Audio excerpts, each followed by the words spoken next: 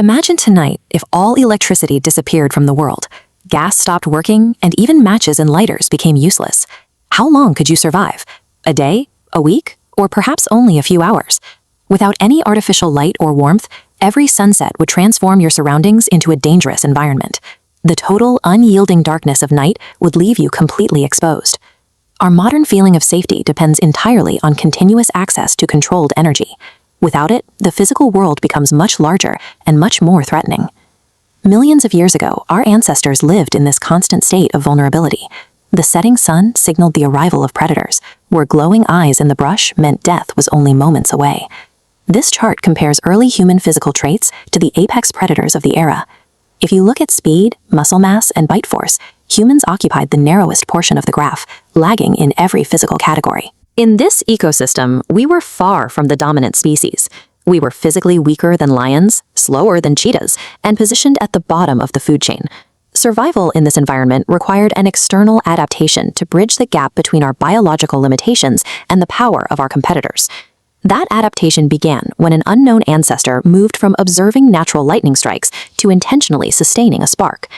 Keeping a small, smoking ember alive provided something our biology lacked. Controlled fire acted as an external stomach. By applying heat to food, we pre-digested it outside of the body, which significantly increased the net calories we could absorb from the same amount of food. This anatomical diagram shows the first physical consequence. Because we no longer worked as hard to break down raw material, the human digestive tract shrunk over generations. As the focal point moves to the head, energy once required for a large gut is redirected, coinciding with a rapid increase in brain size. This redirection of energy fueled the growth of the neocortex, allowing for the complex neural connections that define the modern human brain. Fire removed the metabolic constraints that had previously limited our biological development, allowing for physical changes that our raw diet could not support. Beyond internal biology, fire reshaped our behavior by artificially extending the day. For the first time, the period after sunset was not defined by total darkness and fear. The protection of a campfire allowed for deep REM sleep. This high-quality rest is necessary for the brain to process information and consolidate memory, something nearly impossible when sleeping in fear of predation. Gathering around a central heat source forced our ancestors into close proximity for hours. This created a consistent environment for social interaction. This captive audience provided the setting for the development of complex language. Within the circle of the fire, shared ideas began to replace simple survival instincts. The campfire served as humanity's first social hub, facilitating the transition from solitary prey to a communicative, organized society. We began as physically weak targets, hiding in the dark.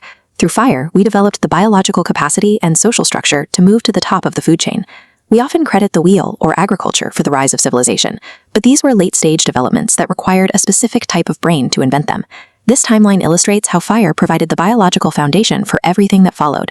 By freeing up the energy needed to grow a larger brain, fire made the eventual development of tools, farming, and modern technology possible. When we look at a modern city glowing against the night, we are seeing the direct extension of that first fire, a global effort to maintain the light and safety our ancestors first found around a single flame. The story of fire is the story of how our bodies, brains, and societies were shaped by a single discovery.